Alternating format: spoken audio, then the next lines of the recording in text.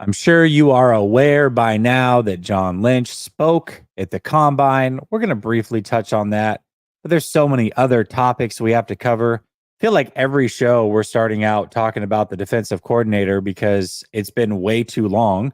So we're going to decipher whether it's good or bad that it's taken them so long.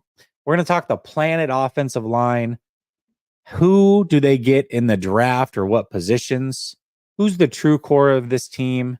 And how do they avoid the Super Bowl hangover for the second time? Yes, this is the sequel to the movie. Really, not even a comedy. This is more like a horror movie. That being said, we're going to talk about all of that plus more next.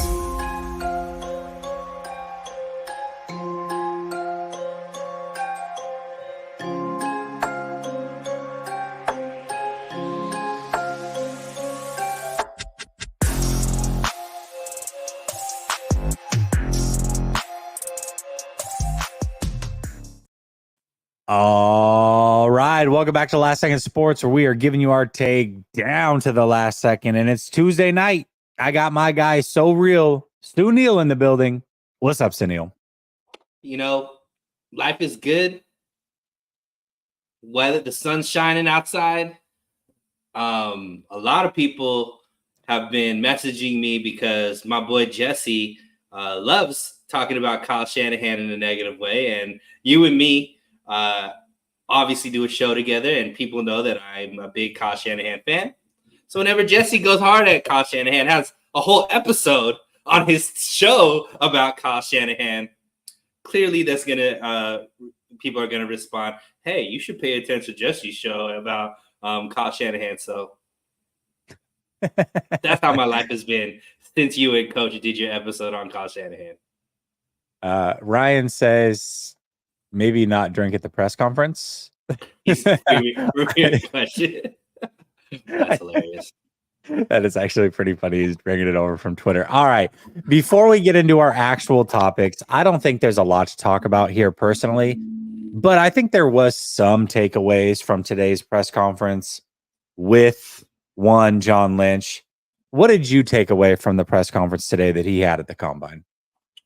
I didn't watch the whole press conference, Jesse. So, I may be wrong in this. I watched a few clips, but my biggest takeaway was I believe that Shanahan and Lynch and this organization still believes in the process. And I don't think that they're necessarily thinking there's going to be a lot of wholesale changes. I don't think that they feel like their strategy or philosophy regarding this team and how they play is not worthy of being a Super Bowl champion. I just think they feel like they just need to, do more of the same, but better maybe. So that was my biggest takeaway. And the reason why I said that, when they were talking about the defensive coordinator, they spoke about they want to keep the same principles. They want to, keep pretty much status quo without saying status quo. Like they don't expect any overhauls over the defense. And, you're looking at a guy like Brandon Ayuk was the other clip I watched, talking about how much they love him. He is, perfect for this system, perfect for this team. And he's the type of guy that they want to keep here, for as long as possible. So to me, it looks like, and we're also, he didn't say this, but you're seeing all the reports that they want to keep, Jennings potentially giving him a second round tender. So it seems like they feel like even though they didn't win the Super Bowl, they still believe that they're right there. And that, I guess, was my main takeaway. What about for you? Yeah, I think those were the two main ones. And it's interesting because we come up with these topics. You came up with most of these topics very early today before the press conference. And I feel like what he talked about really kind of parlays into a couple of the topics we have here. One of them being, the DC, which we're going to talk about next, but also the core of this team and who is really the core of this team and how they should go about building around that core, maybe trading some of the people in that core. What should that look like? And him talking about Ayuk is really kind of throwing him into the core, or it seems that's the way that he thinks of Brandon Ayuk. And then when it comes to the DC, and we can just parlay right into this. I mean, the DC this has taken a very, very long time. And this is my personal opinion on it, Sunil.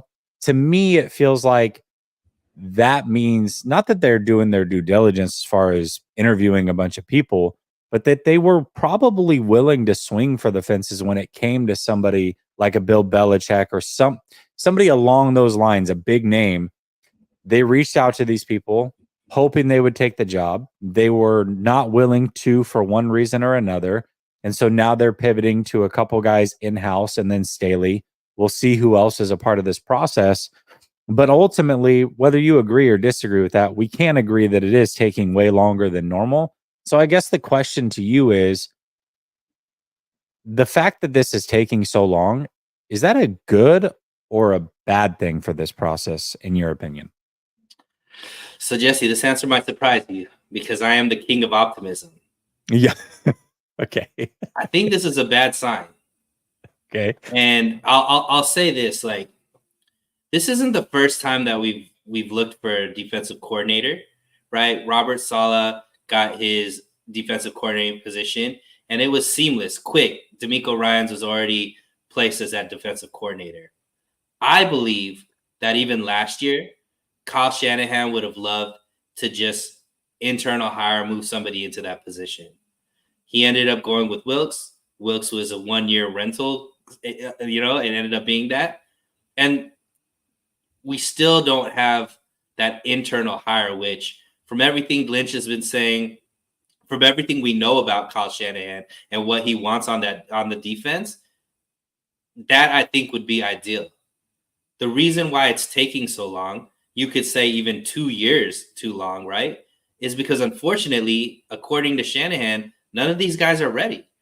Because if a Bullocks is ready, if these other names, Kosterick or Holland or whomever else that we were talking about internal, if they were ready, I think it would be their job. I think it would have been their job last year. The fact that he still hasn't hired one of these guys is because he still isn't fully confident that these guys are in the ilk of a DeMeco Ryans, are in the ilk of a Robert Saleh. And unfortunately, no matter how much us as fans want to just believe these guys are ready, one thing you can't argue about Shanahan, and he does well developing coaches. He knows the right coaches to pick. And the fact that he had to go for a Wilks is because these guys still didn't have what he was looking for. I'm sure he was hoping that they would develop. I guess he's still not seeing that, which is why he's still keeping his options open. So for me, I think that's a little bit more leaning to the negative side of things, because I think ultimately he wants to pick one of these guys. He wants it to be a Bullocks, a Holland, a Kosterick, or whatever. But obviously he isn't fully confident that these guys are ready, which is why we're hearing that he's interviewing, outside candidates. I don't think that's ideal for what he's looking for. Yeah, I tend to agree. And Staley's interesting because just because you're a bad head coach doesn't mean you're a bad defensive coordinator. My only thing with Staley is, let's say it's him. He has 1 year of experience being a defensive coordinator, and it was during a very strange year, the COVID year for the Rams. I don't know that I would assume him coming over, the defense would be much different or better than what it was with Wilks. I really think I tend to agree with you. I think he wants to go with somebody internal. That would be the preference if he can't get one of the big names, because he knows that the scheme will stay the same and it will be ran well and these players trust him. But for some reason, something stopped him from doing that last year, and it possibly could be the same case this year. And that is a bit worrisome, because why is it taking so long to hire somebody internally if that's the route that he goes? That doesn't make a lot of sense to me. And my issue with Staley is the same issue I had with Wilks. And I don't know if you remember, Jesse, because I know you were pretty high on Wilks, and I was, yeah. I was, and a lot of that was based off of what the Panthers fans were talking about. I'd reached out to some of their content creators, and they talked very highly of him. And so I was like, okay, yeah. I mean, based off of what they're saying, it seems like this would be a pretty seamless transition. That was not the case. but the reason why I was not as sold on Wilks was because he has never, in his resume, he has always had talented defenses that didn't perform at like a top 10 level, top 5 level. You look at Staley with the Chargers, I should say, he had nothing but talent on that defense. And those defenses weren't top 5 defenses, top 10 defenses, even though he had the Bosas, the Derwin James, the and Winfield, whatever, like so on and so forth, right? He had tons of talent on that defense, but you never thought of the Chargers as one of these like elite, defenses that you're scared to go against, right? But I think, with Wilkes, people believed, oh, well, with the talent he had with the 49ers, he'd be able to, because it'd be the most talented team he had. So you just expect things to raise. And it did, as far as just stats, he had the best year he ever had as a defensive coordinator with the 49ers. However, clearly it was more the players, I would say, elevating him than him elevating the players. And I know that's not like factual across the board. I do think he did a lot for the secondary. Obviously, Ward, Lenore, even Ambry Thomas, these guys had their best years, and I do think you have to give credit to Wilkes for that. But ultimately, I think you have to go with somebody that has shown a track record of success, and not just hope that they are going to be successful, and or go with somebody that you've developed, that their ins and outs. So to me, ultimately, that's why I'm not as high on Staley, because he tried it with Wilkes. It didn't work out. To me, that would be worrisome if it is a guy like Staley who doesn't have a whole track record of success. Yeah, I mean, I can't erase that they gave up 63 points to the Raiders this year. I can't get that out of my mind. I don't care how you want to spin it. Maybe he'll be great, but if he's the hire, it's like, man, that's the last game that I remember him. So for me, I'm not feeling good about it. I'm not feeling good about it. But we'll get some cool yoga done on the sidelines, I guess. That's one thing he does bring to this team. Maybe they'll be a little bit more limber than they have been in the past. But yeah, man, I don't know. We'll see. My goodness sakes. Let's see. Mike says, not that it matters, Jess. I'm just one watcher. I usually tell you when I don't dig a show. This show and format I like for what it's worth. Love this format. Thank you, Michael. I appreciate it. And it does matter. Is the format somebody actually having an opposing view than you? I think the format of having the stuff on the side, I don't think he liked last night's format. I don't think he was a big fan of the way we did it last night. This is how I usually do it, like five topics overall off to the side. But yeah, last night was a little bit different. That one was a week in the making, and we had talked about it. So we went a little off the rails there with Kyle Shanahan. But yeah, we'll see. I mean, DC should be hired, I would think, soon. But man, this is absolutely we were both crazy. Wrong. That's one thing we got to own. Like, we both thought that this was going to be done. There was going to be a decision made last week. Clearly, didn't we have the over under set at like Saturday at midnight or whatever? Yeah, we were definitely wrong before Saturday. So both of us were wrong on that. But hopefully it's more of the due diligence thing and less about the fact that he's not sold on anybody. Yeah, definitely. I'm curious to see who it is. If it's Daniel Bullocks, at least I'll save face, because as soon as Wilkes was fired, I put out a video and it was titled "The New DC is an Obvious Choice," and it's Daniel Bullocks. So if it's him, I'll save face on that, but definitely wrong on the timeline. I did not expect it to be like this. Cryptic says LA have as much talent as San Francisco and gave up 63. Yeah. Not very good. Brother Bob says, Head, you see where Kyle Levy said the OC is separate from a head coach? I think that was in one of the articles. I don't know if I sent that one to you, Brother Bob. I mean, that's cool, but is anybody really arguing with Andy Reid being the head coach and offensive coordinator over there in Kansas City? Ultimately, it's about winning or not winning, right? So until Shanahan wins, everybody has a solution for what it takes for him to win. And some people's solution is he's never going to win, just fire him. So to each their own. Yeah, Reed always has an offensive coordinator. He just calls the plays, but he always does have Who an was his offensive coordinator this year? It was Buddy that was awful. He was with them, and then he went to the Jet. I think it was the Jets or the Bears and failed. I forget his name, but what was his name? Exactly. No, he's a bit. He's if I said his name, you would know exactly. No. Who it is. I'm saying the fact that he's not like he had Nagy. Bieniemy, right? Nagy. Oh, it's Matt Nagy. It's Nagy. Nagy. Okay, Yeah, yeah. yeah, Matt Nagy. Yeah, I was like, everybody knows who Matt Nagy is. I just couldn't remember who it And I'm was. not opposed to it. Like, I mean, ultimately, I think what the titles mean different things and what the titles mean. Like when Mike McDaniel was here, I think he was a pseudo offensive coordinator, even though he was like running game specialist or whatnot. So and they did really well under that. I also think that he brought in a guy like Anthony Lynn to kind of be a head coach but still be kind of in those jobs. I just don't think he has that offensive coordinator position, but I don't think that means he doesn't delegate, right? Like he's not opposed to bringing in former head coaches to be on his staff. So I just think it's more semantics than anything.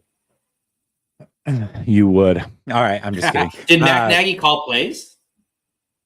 I don't think so. Yeah, so I mean, what then? That's kind of what Kyle Shanahan does, right? He has offensive coaches that do things, but he still calls the plays. I think what people say is somebody else should call the plays. I don't necessarily think that there's a better play caller than him that's out there in the open.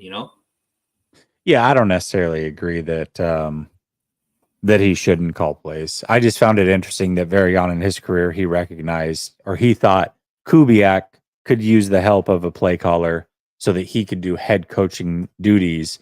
And then, Kubiak did end up winning a Super Bowl, so his formula obviously worked at some point. But that's neither here nor there. Shanahan is the head coach, whether we like it or not, and that's where it's going to be.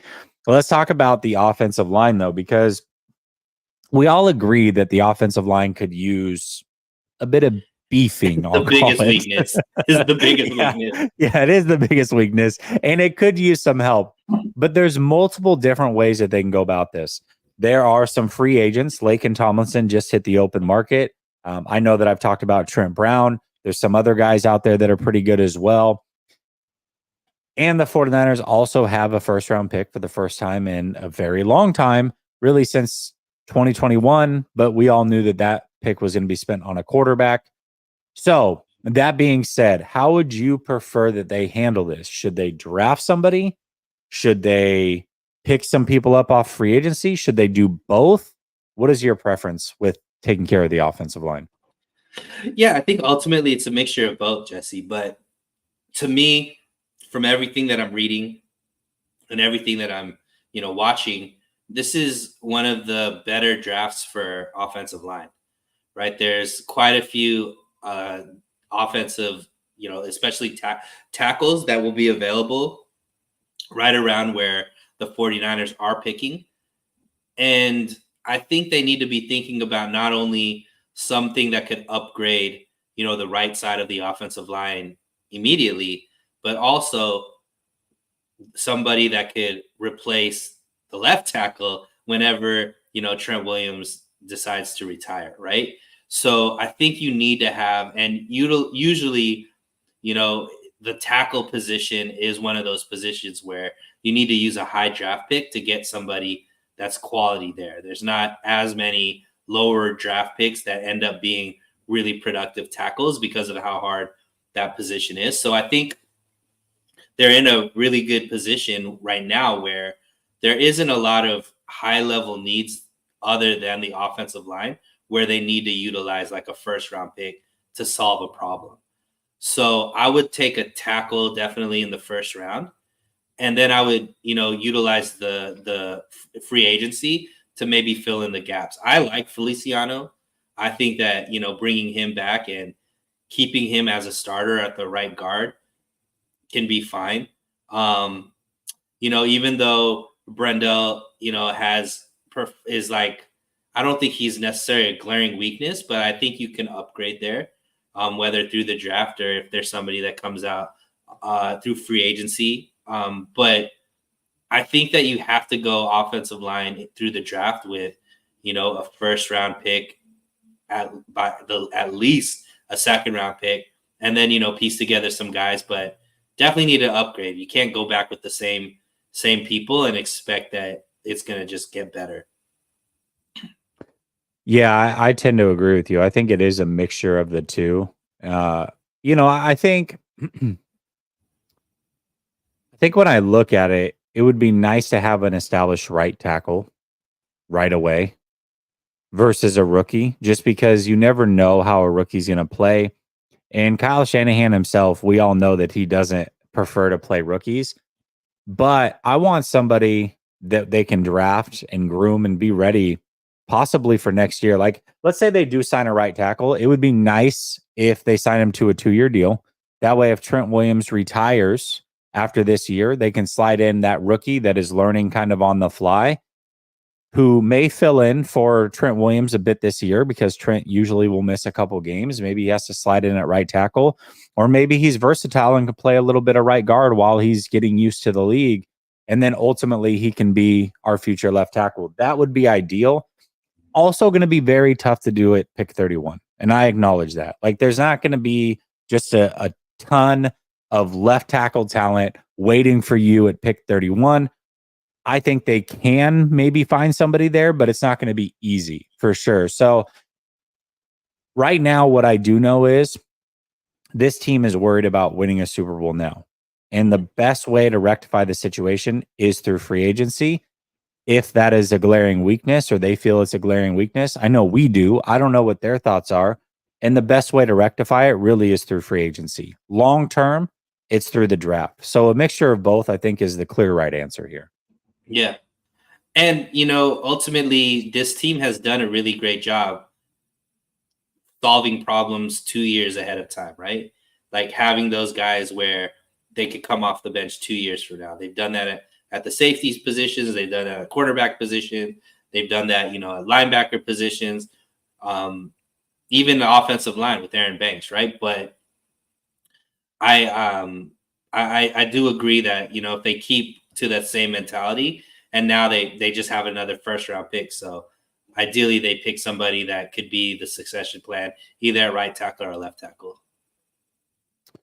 Yeah, most definitely. They could use some interior help too. I mean, this isn't a one-stop shop. You know what I mean? They could easily use some interior help. I mean, there's multiple things out there that that they could use, and really a rework of center over, I would be completely fine with. And the only way that you're going to do that and do that on the fly is getting some people through free agency. Now, I actually do want to talk about this because you brought up John Feliciano. And for me, John Feliciano would have been my number one person they needed to re-sign this offseason up until what happened after the Super Bowl. That really, for me personally, rubbed me the wrong way. And I know maybe Burford's not on this team, so it doesn't really matter. But the way that he went on Twitter and called out Spencer Burford, I thought was just not, it wasn't right. It wasn't right at all. And one of the rules the 49ers have, the number one rule they have in their locker room, they have like 3 or 4 rules that they abide by as a team. Number one is protect the team. And for him to come out on social media and call out Spencer Burford for missing a block, I thought was a bit Bush League. And I don't know if that's somebody that I would personally want in the locker room if I was running things. Maybe they feel a little bit differently about it. Sounds like you do feel differently about it. Does that not give you any hesitancy at all? I mean, if it was just that, I agree. But you saw his apology and the conversation he had with Burford after that, right? Yeah. So ultimately, he was kind of doing that step, right? Ultimately, he was trying to protect McKivitz because McKivitz was getting drugged on social media. So he's stepping up, being like, it's not McKivitz's fault. In the process, though, he wasn't thinking, right? He was being emotional. In the process, he's blaming another teammate, right? So, and he admitted to that, and he acknowledged that not only through social media. I'm assuming he probably called Burford personally and did the same thing, but he took accountability. And look, I don't think that's his character in the sense like that he's throwing people under the bus. I actually think he was just didn't think it all the way through, and he was like protecting his guy. Be like, if you and somebody else that I like are going at it, and in defending you, I'm kind of throwing him under the bus. That wasn't my intention. My intention is to defend you, not throw the other guy under the bus. So the only other way he could have done that is just not say anything. But he was trying to defend a teammate. In doing that, he threw another teammate under the bus, which I think he acknowledged and, rectified and apologized for that. So I don't look at it as, if there was no apology, if there was no, held himself accountable, he didn't go on social media and take the hit. Like, yeah, I would agree with you, but I think he did enough for me to know that he wasn't trying to be malicious. Yeah, absolutely. I don't know where this is coming from. That's a weird one. No, absolutely not. But okay, so I guess it's funny because there was a big blow up on really, it was all three of our channels, but it was technically I was hosting, and it was between Coach and Larry about this very topic. And I didn't really speak a lot about it. I just kind of let them go crazy and sat back and enjoyed it with the chat, grabbed some popcorn and had some fun. But overall, my thought was, if Feliciano was asked, I don't have a problem with what he said. But Feliciano offered up his opinion without being asked. And that's really where I have the issue. If somebody had gone to Feliciano and said, hey, what are your thoughts on this? Stick some mic in front of his face. And he's like, well, that wasn't on McKivitz, and I'll just leave it at that. Okay, that's totally fine. But he wasn't asked. And that's really where the issue comes in. And I think that for me, again, that doesn't necessarily make him the worst teammate in the world, but it definitely gave me pause to say, okay, instead of him being my priority to bring back, I'm looking at somebody like Randy Gregory that I would also like to have. And that's kind of my tiebreaker, and I'll go with Randy Gregory. But Feliciano was my number one guy. I'm like, this guy's an awesome depth piece. He can play left guard, center, right guard. Right now, he's the best right guard on the roster, in my opinion. He's got to come back. I just thought that was a bit, I just thought it was Bush League. I mean, there's no way around it. I just thought it was Bush League. I wasn't a fan of it. And if I was his teammate, I wouldn't be a fan of it either. That being said, maybe it's not that big of a deal. Maybe they're all over it and it's fine, and he's totally good to come back. And if he is, talent-wise, I would love to have him on this roster. Yeah. And I think ultimately character does go a long way. But if they behind the scenes have squashed it, which it seemed like Burford handled it well as well. Ultimately, it seems like he's still in the game plan, right? Lynch talked about they want to bring him back. So ultimately, it doesn't seem like it's as big of a deal. I think he'd be an asset. Yeah, listen, Jolts, he did speak the truth, but he wasn't asked. That's where the issue comes in. That's the whole point, is that he wasn't asked. If he was and he spoke the truth, sure, but nobody asked him.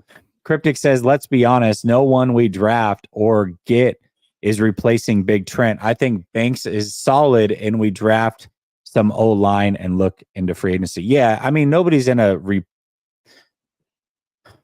to have to technically replace him, but nobody's going to be as good as Trent, especially not right away. So I totally get it. All right, let's talk about the rest of this draft, because yes, O-line is an issue, but what other things besides the trenches? Let's not talk O-line. Let's not talk D-line. What are the other things that need to be addressed in this draft, in your opinion? Yeah, I've always kind of been a guy that maybe didn't put as much value in needing like multiple shutdown corners.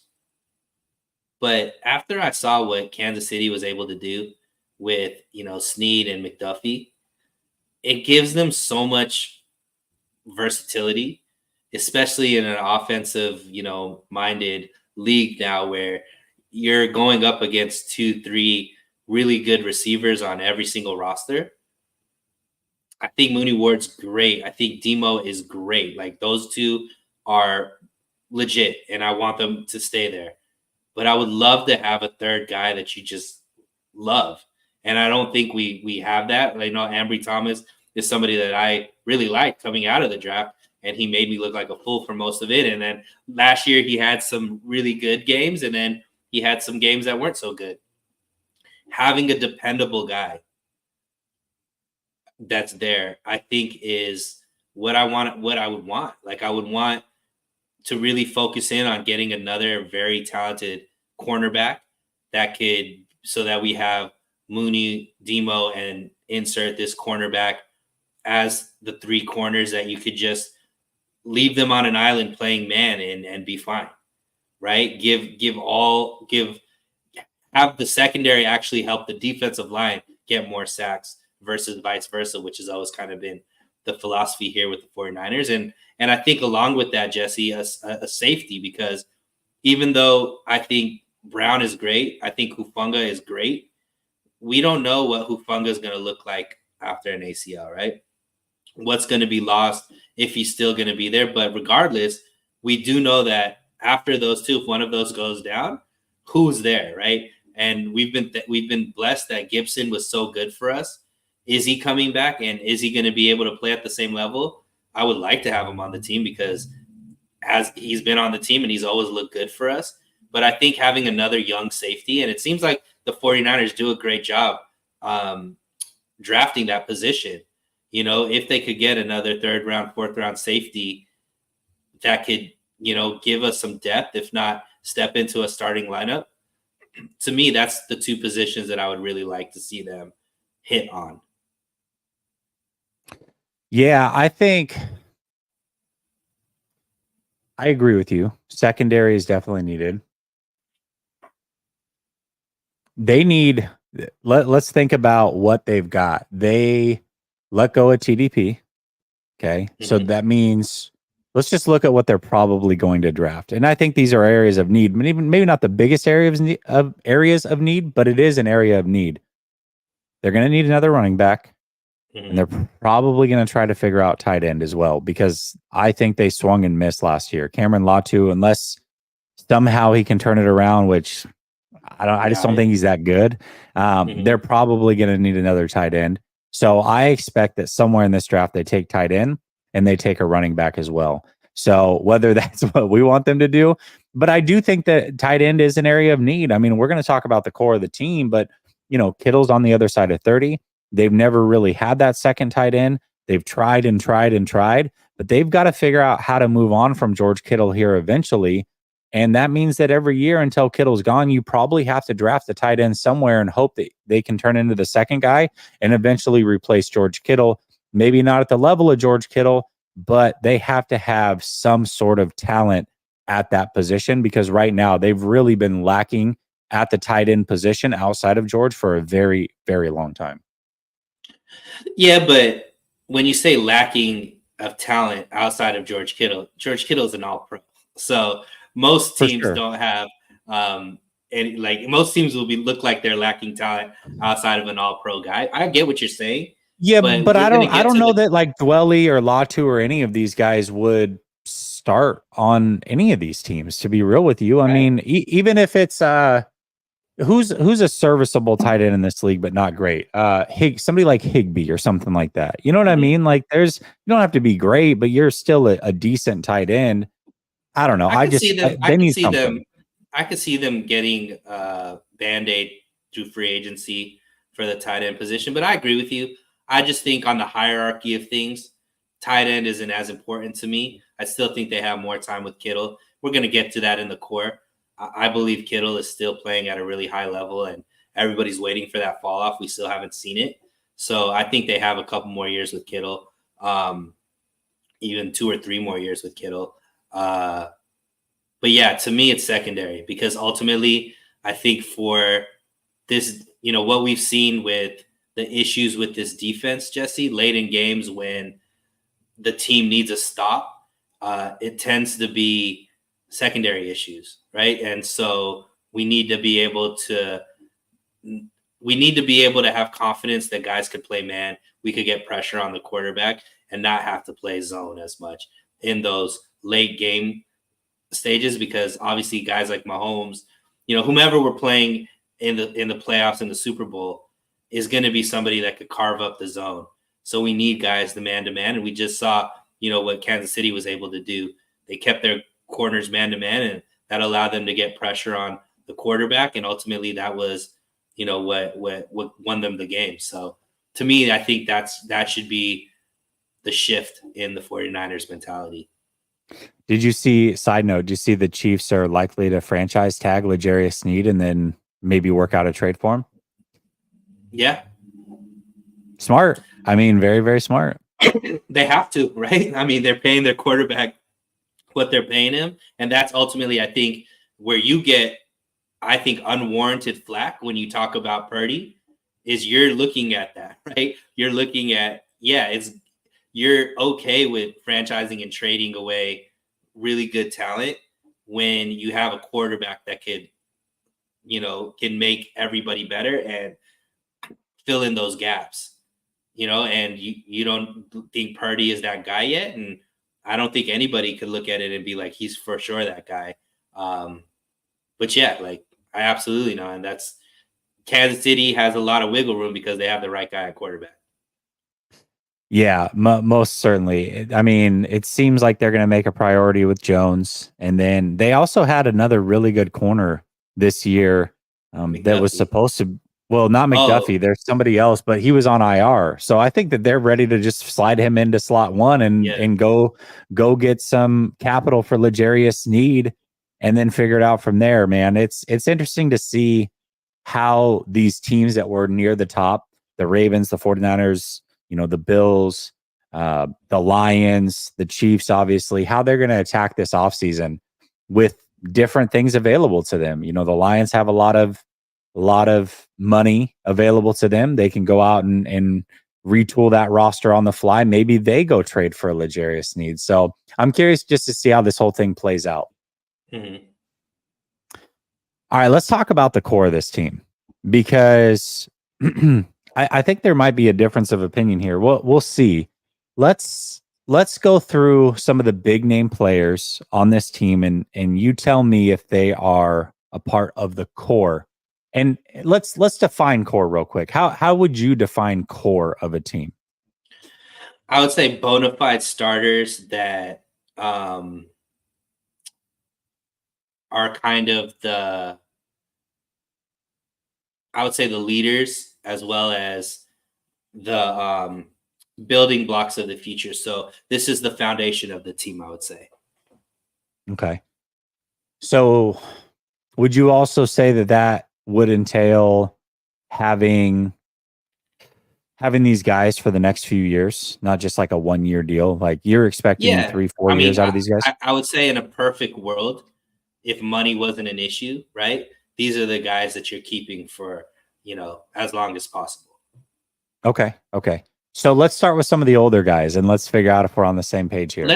How about we just start with each side of the ball, who we think is the core. And then ultimately I want to talk about who you feel like, because like ultimately, let's say they're going to restructure contracts. Let's talk about who you kick the can down the line for or who you pay the bill right away. Does that make sense? I like it. No, that's totally fine. Okay, let's start with offense. Who would you say is the core on this offense? And I'll tell you if I agree or disagree. Debo. Okay. Ayuk. Ayuk, I agree with. Trent. Disagree. Banks. Can I tell you why I disagree with Trent Williams? Sure. Because I feel like he's got 1, maybe 2 years left in him. So I think you're going into the second part of the question. Okay. Right. So the first part is just who are the players that you want on this team, regardless of money. Okay. Right. So you're thinking about, down the line, all that kind of stuff. I'm talking about like the guys you would keep based off of not you have to make a decision about them. These are just the guys that are the best at the position on the team kind of thing. Okay.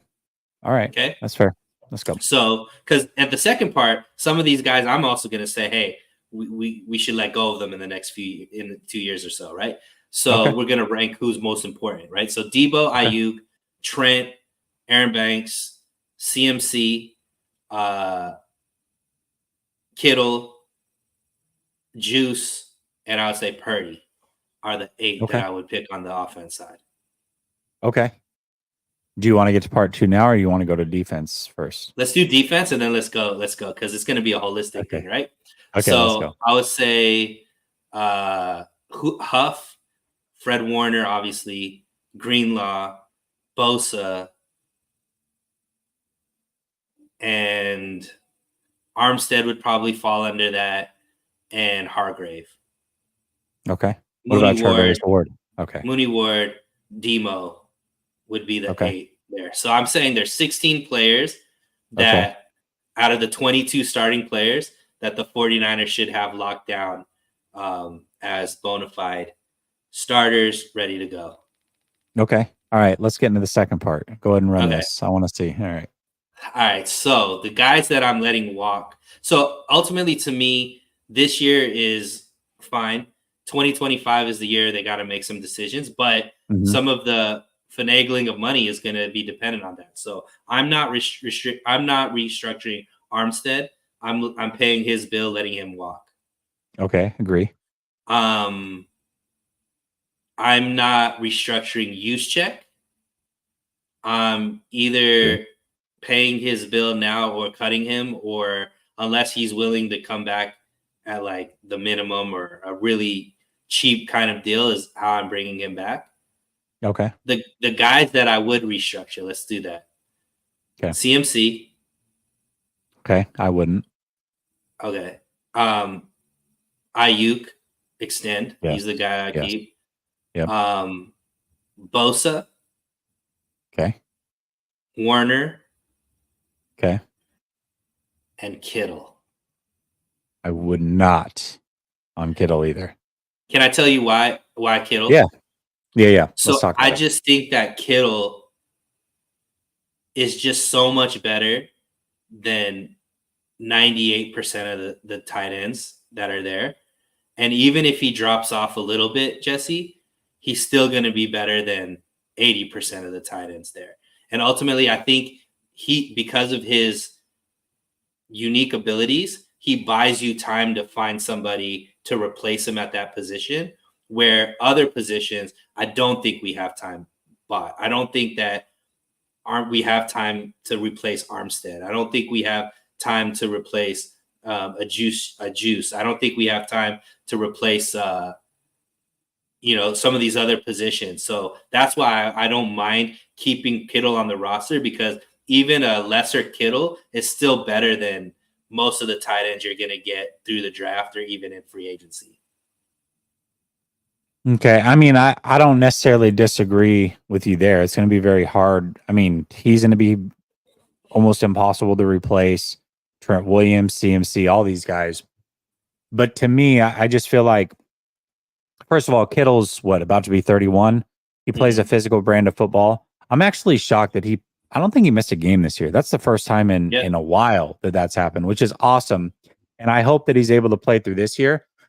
My biggest thing is I want the flexibility on Kittle. Not that I would necessarily get rid of him right after this year or next or whatever, but I want the flexibility of being able to get rid of him if I can, versus freeing up money to maneuver and do what I need to do this offseason, if that makes sense. Yeah, I strongly disagree about that. But I understand where you're coming from. I just disagree. Because if I kick the can down the road on Kittle, I'm guaranteeing that I have to keep him for 2 more years before I can do anything with him. So I've got to have him this year. I've got to have him next year before I can even think of doing anything, and I'm still going to take a cap hit. Versus let it go and then figure it out from there. Maybe I can do a bunch of 1-year deals if I feel comfortable, but I want the flexibility. CMC's the same way. CMC's phenomenal. Best running back in the game. But he's also about to be 28 years old. And running backs at 28 often start to fall off a bit, especially coming off as many touches as he had this last year. That is a bit worrisome. So I'm not saying he's going to have a major drop off this year, but if I kick the can down the road, I'm in the same situation as I am with Kittle, where I'm locked into him for the next 2 years and have no wiggle room whatsoever. If either of these guys have an injury, which wouldn't be that shocking at the age or mileage that they are at, I'm stuck no matter what, footing that bill. So for me, I want the cap flexibility for guys that are approaching the tail end of their career. versus guys like Warner, Young, Bosa, Young, Ayuk, obviously. Debo's actually the same way as Kittle and CMC for me. I don't want the way that he plays and the way we've seen this decline in his overall play. I'm straight on extending him and kicking the can down the road. Armstead, I'm not doing it. Hargrave, I'm not doing it. Mooney, I might consider, but they did just do it last year, and he's a corner, much like running backs. As they get to 28, 29, sometimes they can slow down. So there's not a lot of guys that I would mess around with, really. There's not a lot of guys that I But would be there are comfortable guys that messing you're out with. going to have to, because you ultimately that's just a part of the game, right?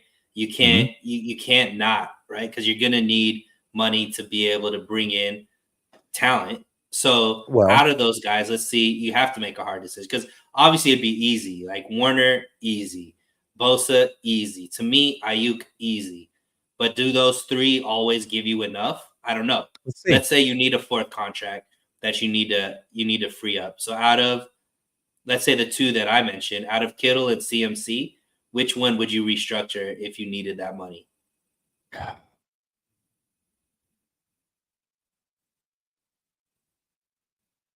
Kittle, I guess. Not a fan. I'm really not a fan of that. You Yeah, just done that to me. I just think he's the solution at that. I understand you saying the flexibility, but the way I look at it, Jesse, is like, who is a player that we would pick over anybody else at that position? Like, is that guy still going to be the person we want as a starter? And if the answer is yes to that, then you might as well move his money around because you're not gonna need the flexibility on him because ultimately he's going to be the guy you want at that position. I think Kittle is that guy, which is why I don't mind, I don't mind not needing that flexibility on him. Okay, so if they just go with the guys that I'm comfortable with, Fred Warner is about 10.7 million that they can save. Ayuk, if they extend him, I think it's about 6 million. That number's not going to be on over the cap or anything, but I think it's about 6 million. So you're talking at about 16 right there. 16-ish, almost 17. Charvarius Ward's another 9. I would probably be more comfortable with him, and even Dre Greenlaw's 4.5. I don't think you could do Drake Greenlaw until you see what he's like when he comes back. Yeah, that's true. So right now, let's say they have 45-ish million. You're going to have to allocate about, let's say, 12 of that to the rookie class. Maybe, yeah, we'll say 12 of that. That's going to put you at about 33-ish million. Fred Warner, Ayuk, that's going to give you around 16. I mean, I feel like you can get it done with around 46 million bucks. You can't. They might not need to make those other decisions because you have two bona fide that you could. And I would even say before Mooney Ward, I would do Bosa because you're going to keep him around. That's true. Yeah. I didn't, although I don't know that you can, and I just got rid of it, but I think he's entering the first year of his deal. So I think you're going to have to wait a year before you can do that. I think. But so I think they're in a pretty decent actual situation with the money because the cap is as high as it is. They have these workable contracts and they have 11 draft picks. Like, for everybody saying this window is closing, Jesse, I just don't see it.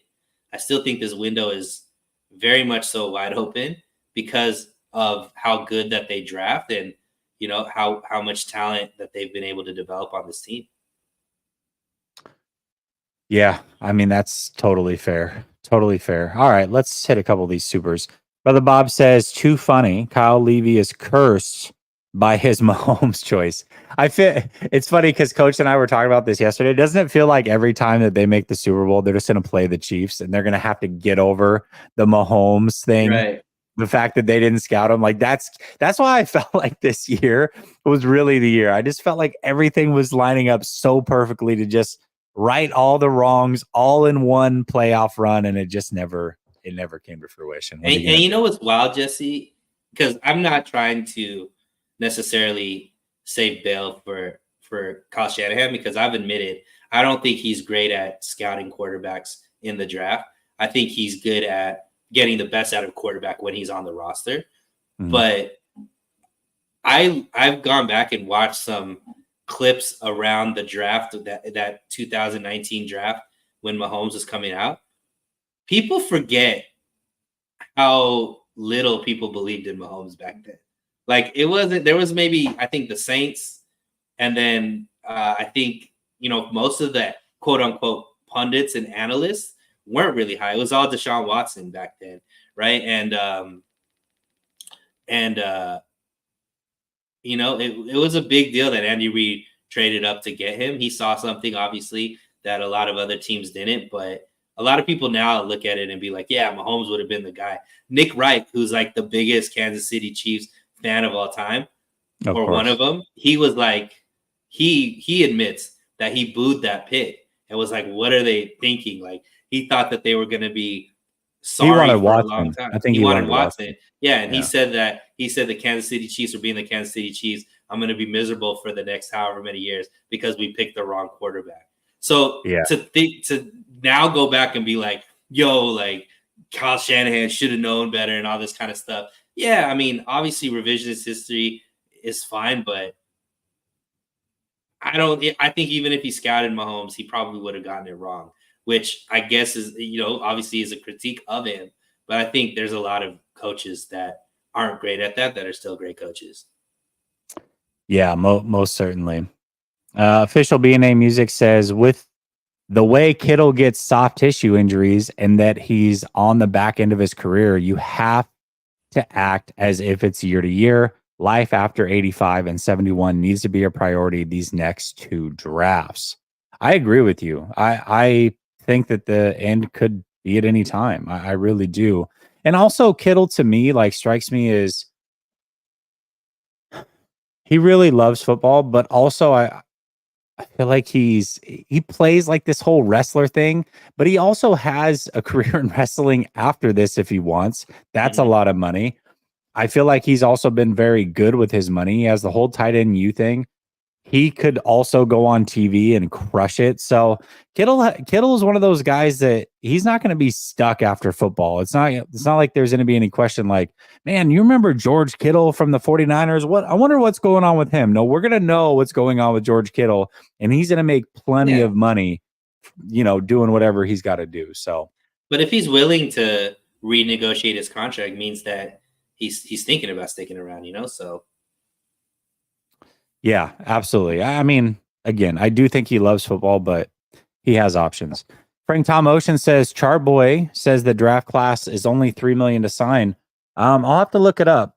I don't 12 million. I know I threw out 12 million. That seems awfully high. I thought it was I saw the number 11 million, but 3 million is low. I think 3 million sounds a little low. So I'd have to go take a look at it. I'm not saying he's wrong. I'm just saying that I'll have to take a look at it, but I do think it's probably closer to that 10, 12 million range, but I definitely could be wrong. I actually wanted to bring this comment up here because I saw him say it a couple times.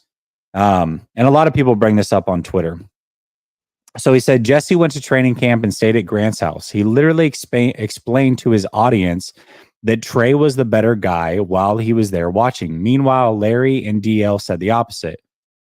Okay, so one thing that people have to remember is I was there for 5 days. Okay, all I can give you is 5 days that I was there. Larry, Guy, DL, Grant, those guys were there for all of camp, right? So they had a bigger perspective on what's going on. All I could do is give you the 5 days that I was there. I charted every throw. I broke down why I saw it the way that I saw it. And I also didn't give Trey Lance the best day on, I think, half the days. I think I gave Purdy a win one day. I think I gave Darnold a win another day. I think I had Purdy and Lance tied another day. And then 2 of the days I thought Lance was the best quarterback. But there was also a day I thought he was the worst quarterback. My point is that unless you were there and you can tell me what I was lying about, this is a very weird stance to take. And a lot of people have taken this on Twitter like, oh, you were there just lying. I literally went through throw for throw, and every day I had a different quarterback, gave a full detailed explanation about what I saw, and it was a 5-day snapshot. It was not all of training camp. So unless you were there, Showtime, or anybody else that wants to challenge that, You tell me what you saw that I was wrong on. That's always my question, and nobody's ever been able to do that. So I'll eagerly await your opinion on that one. You tell me what happened at training camp the 5 days I was there. Very curious to see. All right, let's talk about the Super Bowl hangover, because this is a big deal every year. We talk about it every year. Now, the 49ers, the last time they were in the Super Bowl, they had a Super Bowl hangover, but a lot of that was injury related. If you remember, Bosa wrecked his season week 2. Jimmy also hurt. This was Jimmy before they had any quarterbacks to back. Jimmy screwed up his ankle week 2. Fred Warner, I think, missed some time. Fred Warner was another D lineman that was out for the season. I don't know if it was Solomon Thomas or one of the interior guys. Solomon, I think you might. Yeah. Might be. It was all that one Jets game that everybody got ripped up. I think one of the corners went down. They had a safety go down. Like, there was a lot of season-ending injuries. Yeah, there was a lot. So I think we look at it and we say, okay, well, that's not really a hangover. That was just unfortunate events. But to me, I'm going to go over Super Bowl hangover and why I think it's so hard for these teams to bounce back. And you tell me if you want to add anything, you disagree with anything. I think injuries is one of those things. I think whenever you make a long run in a physical sport, especially now that they've added the extra game, that's one of those things that you have to deal with. You have to deal with wear and tear, and you can only get in so many car crashes as a football player. So if you've just come off of a long season, I think your chances of injury probably would just naturally be a little bit higher because you've gotten in more car crashes. So I think that that's a possibility. I also think teams that go to the Super Bowl are a little bit behind in preparation for the upcoming season, right? Like the one advantage is, hey, you're a really good team. And as long as you're bringing your core back like the 49ers are, you should still be very competitive, at least on paper. But as you can see, the whole league has hired their coaches. The 49ers have an open defensive coordinator spot, and there's not a lot to choose from because every coach has been plucked and put onto a different team, right? So you're behind the 8 ball if you are making any new hires the way that the 49ers are. And you're also behind the 8 ball as far as some of your preparation and just getting ready for, maybe the draft. Now, your scouts are always looking. I understand that, but your coaches are not, right? So now your coaches are a little bit behind as far as preparation for the draft, and just what you're going to do for the upcoming season, how you're going to attack free agency, all those things. I just think your preparation is slightly behind. And so I think for those reasons, the car crash thing, and just not being ahead of schedule makes it that these teams have a bit of a Super Bowl hangover. Do you agree or disagree with that? Is there anything you would like to add? I mean, I don't necessarily disagree. I don't know if they necessarily play as big of a role for the 49ers because of the systems that are in place and the main pieces are still coming back. The one thing, though, that is always can derail it is injuries, because I don't think it's going to be a lack of preparation. I don't think it's going to be a lack of motivation, but you could only do so much to protect from injuries. It is the very aggressive and physical game. So if some of these quote unquote core players go down that are just hard to replace, a Bosa, obviously a Purdy, CMC, like any of these guys go down for the season, that's hard. Not many teams are going to be able to overcome that, right? So injury to me, I agree with, but I do think that the 49ers do have some things that are going in their benefit. And part of it is the extremes of where their team is. And what I mean by that is, so the most important position we know is quarterback. Well, Purdy is playing for a lot this year because he still hasn't gotten paid. And it's pretty much, what's it called? Like a pay me season, right? Like he either does what he needs to do to get that money, or He doesn't. So the most important position is going to be ultra motivated because it's the year that everybody's going to look at whether or not he should get paid or not. So to me, that's in the benefit of the 49ers that, where Jalen Hurts, right, just got paid and he obviously didn't play to his previous year caliber. I think it was due to injury, but regardless, the stats are the stats. Purdy, if he has that kind of year, he knows he's not going to get the extension that he wants or get paid big money. So to me, that's in his favor. The other thing is the older guys that are on the 49ers, Jesse, have never won a Super Bowl. So they're not satisfied, right? They're not just satisfied going into retirement without winning one, right? The guys like Trent Williams, he's talking about breaking records. That's why he wants to come back. So, stats matter to him. Getting into the Hall of Fame matters to him. Being able to win a Super Bowl matters to him. And we know the culture of this team, that they all play for each other. And I think that's important. You saw Brock Purdy not talk about how he's upset for himself. He was upset for the guys that he knows don't have as many years in the league, that they didn't get it, right? So you saw how upset Fred Warner was when Dre got injured. Like, these guys really have a bond and a brotherhood, and they play for each other. I think that's different than a lot of other teams that necessarily make it that far. And I think that's a reason why the 49ers are constantly in contention. They're constantly in these championship games, is because of that core culture. And I don't think that's going to necessarily change, because they're bringing pretty much everybody back that's important to creating that culture and keeping that culture going. So to me, the only thing that will derail this team from being able to get back to where they need to get back to is injuries. Well, and they're already starting off on the wrong foot with that, right? Because Dre Greenlaw is going to miss some time, presumably. Mm-hmm. And then Huff's coming off of a major injury. So they're already behind as far as that goes. What do you think would constitute saying that the 49ers had a Super Bowl hangover? Is it not making the playoffs? Is that the only way to have a Super Bowl hangover? Or if let's say they lost in the wild card or the divisional, anything short of the NFC Championship, do you think that's a Super Bowl hangover? Like, what would you say is a quote unquote meets the criteria of a Super Bowl hangover in your opinion? I think it's the eye test, man. You got to say, I would say the Eagles were a Super Bowl hangover, right? Yeah. They looked really, really good for most of the season, and then they ran out of gas. To me, that's part of the Super Bowl hangover, right? They didn't, even though their record looked great, they made it to the playoffs.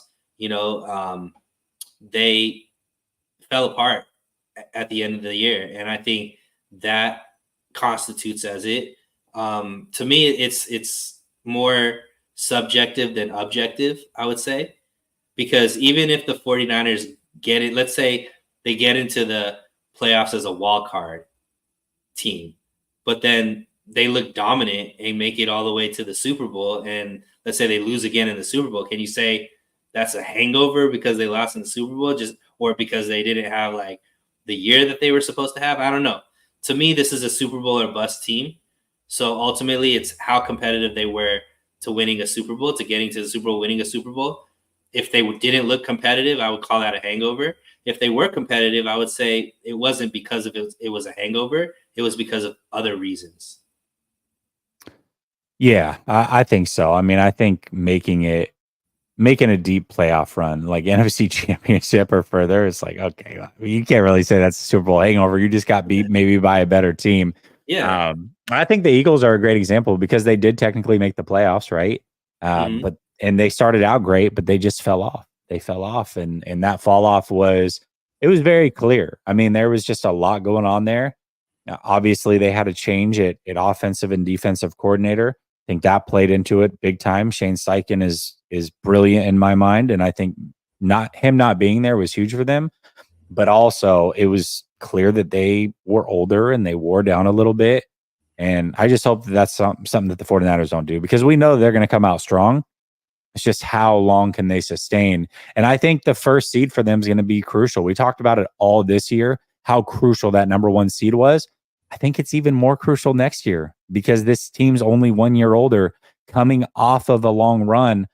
them getting into the playoffs is great, but if they do it without that number one seed, that's a bit concerning for me. I don't know how far they will go without that number one seed, but we'll see. We'll see how the landscape plays out.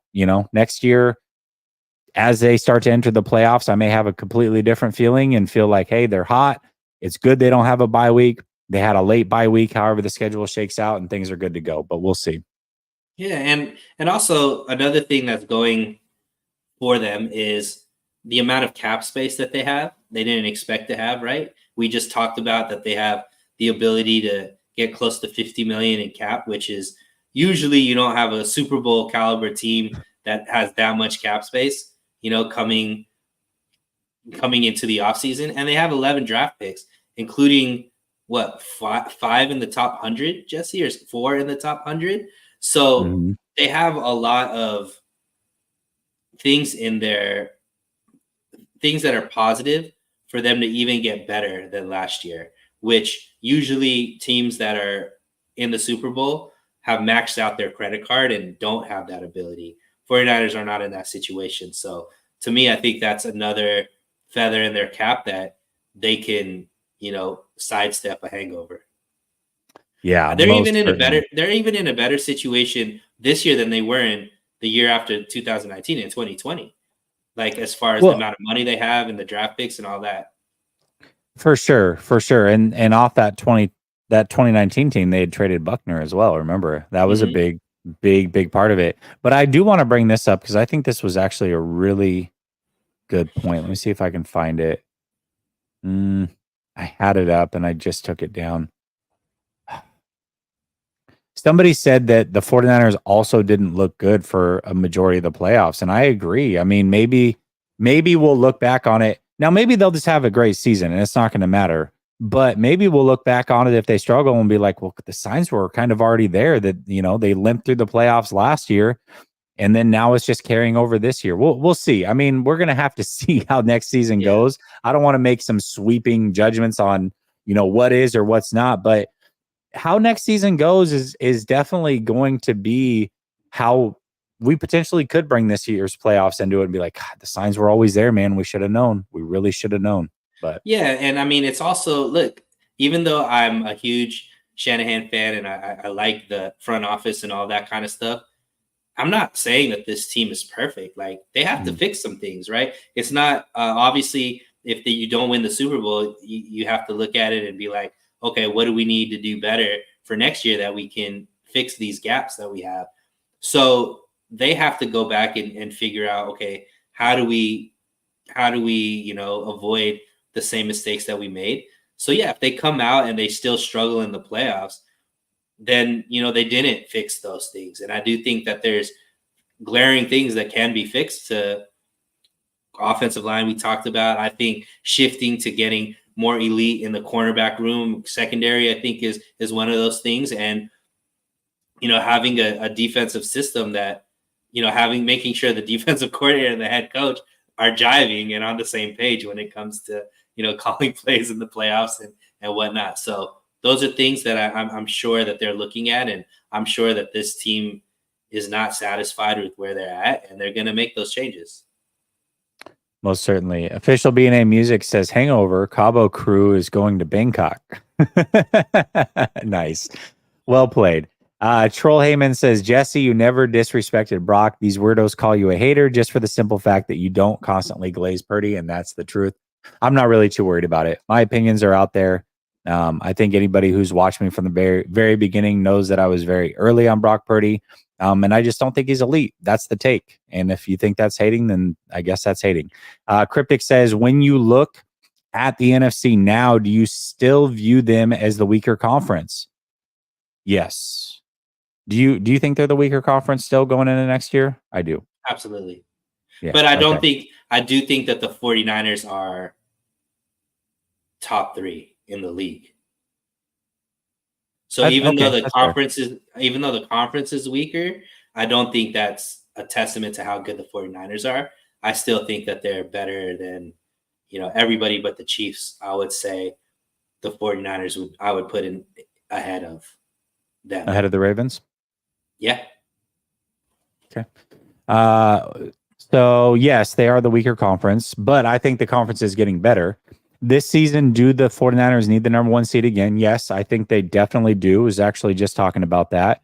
Definitely think they're going to need it again. And can they be down 24-7 again? I mean, time would only tell there. What I will say is that regardless of what the weaker conference is, I think it should be expected that teams are going to get better. Teams within this division, I think the Rams are going to be better than they were this year. I think Seattle's going to be better than they were this year. Not that they close the gap on the 49ers by any means, but that they're going to be slightly better than they were this year. And I think even the Cardinals will be better. So naturally, that makes the division a little bit harder. Maybe you don't sweep the division, or technically, I guess they didn't sweep. They lost week 18, which didn't matter. But could have swept the division. Probably that doesn't happen. And then you've got teams like the Lions who have a ton of money, really have some glaring holes that they need to fill, but they also know exactly how to go about doing that, and they have the capital to do so. So the Packers were very young, and now they're an up and coming team. Dallas, I don't really take seriously. The Eagles potentially. I mean, I like the coaching hires, but I don't know if it seems like they're going to have a big dip as far as talent goes. So they're probably going to fall back to the pack. So I don't know that they really worry me. I think the worrisome teams are actually a couple in division potentially, and then NFC North, a couple of those teams. Those are going to be some tougher teams this year for sure. I think, and we've talked about this off air too, like Jesse's always really pessimistic when it comes to the 49ers, and I'm really optimistic. And one of the ways that, one of the things that I challenge Jesse is you talked about all these other teams having the ability to get better, but we often don't think that the 49ers are not going to get significantly better. So I believe that the 49ers have the cap space, the draft capital, where they're going to be able to fix some glaring holes and get significantly better as well. So where people just assume that the gap is going to be closed, I think that the 49ers can actually extend the gap based off of what they do through the draft and through free agency. So to me, that I'm pretty bullish that these 49ers, barring injury, right? Because injury obviously derails everything, but barring injury, I think that they'll come out as maybe one of the top favorites to win the Super Bowl next year as well. Official B&A Music wants to know if we can go an episode without a pause-worthy quote. To that, I say absolutely not. Doubt it. Absolutely not. Hey, he says that pause won't save you. True. All right. Fair enough. All right. Can't listen. Save you. He don't want to be saved. Great show, Sunil. Thank you so much for joining me tonight. Tomorrow, I'm going to have open mic night. So for those of you that want to call in, maybe you have some things that you want to talk about. Maybe you want to challenge some of my takes. Feel free to do so. Tomorrow night will be your night. Open mic night. Be ready to go. 10 p.m. Eastern after 49ers After Dark with Grant and I over on his channel. We will see you then. Peace.